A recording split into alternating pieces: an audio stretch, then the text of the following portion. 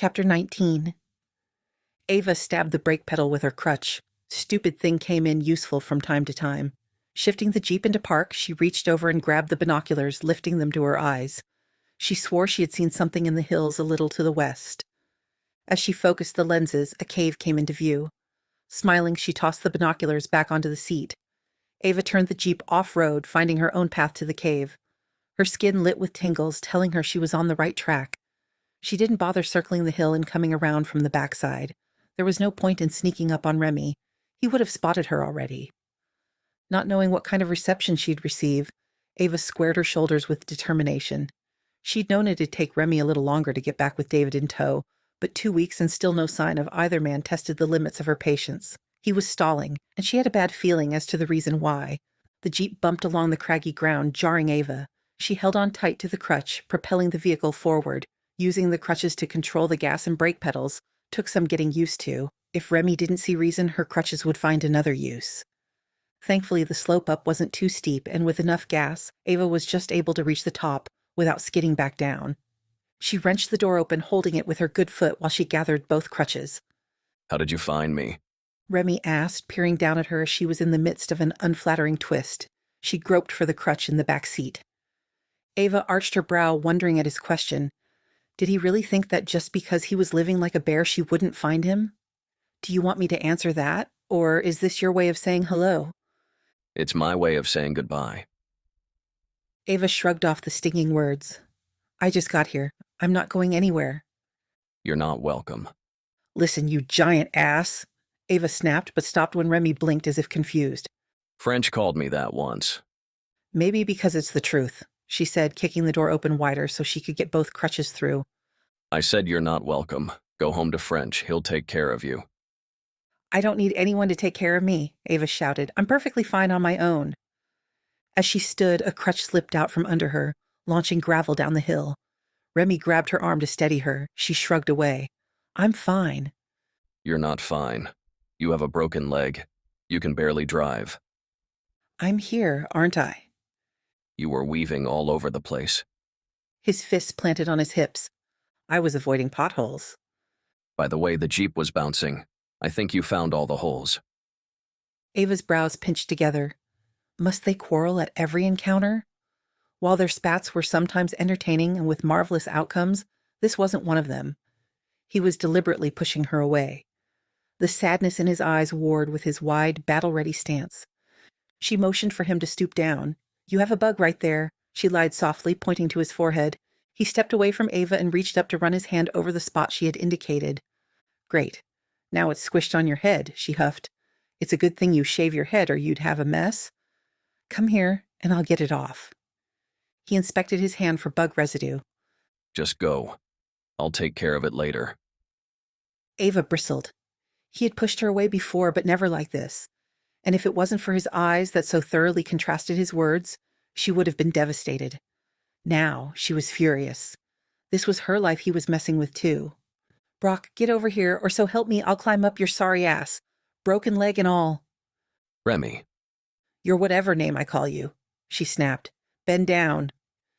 He studied her for a moment before leaning down. She grabbed a fistful of his shirt and pulled him close.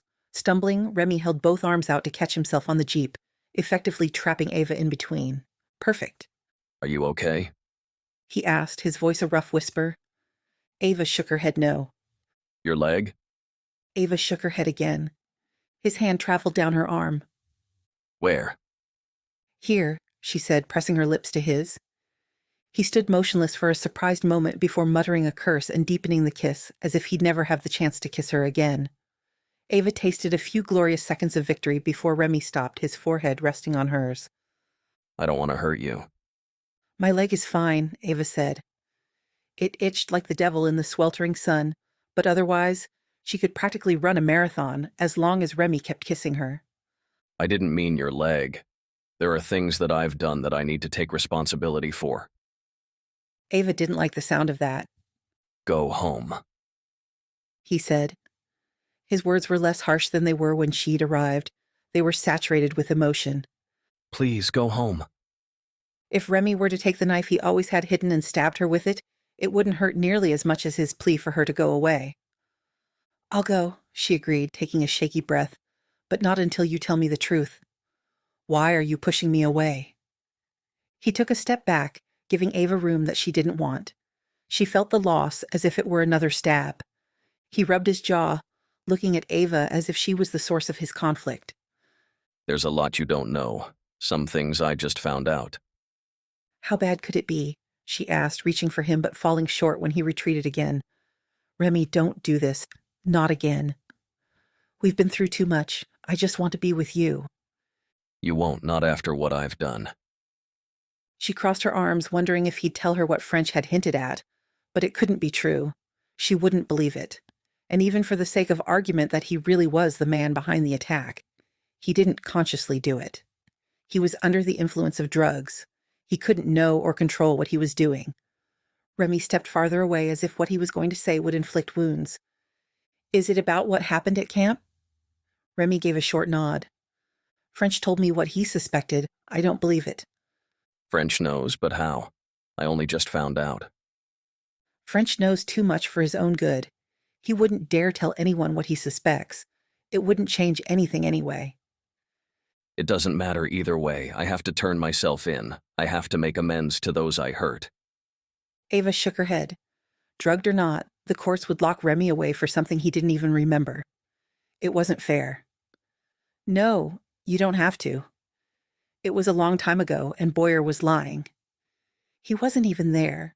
No one could prove that you were the gunman. But it was my gun. I'd know. You don't know anything. You were drugged. You can't plead guilty to something you have no recollection of. It's not up for debate. Remy stated, his voice nearing a growl.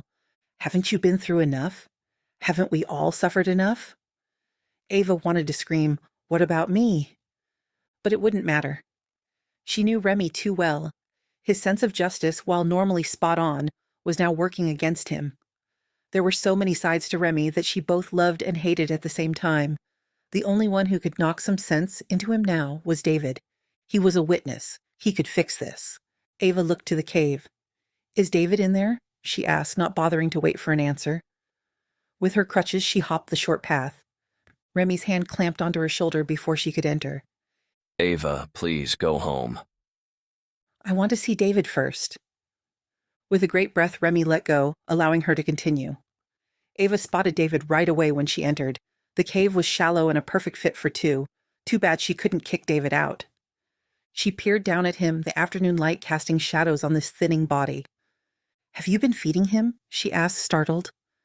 Yes, I've been making broths and slowly feeding him.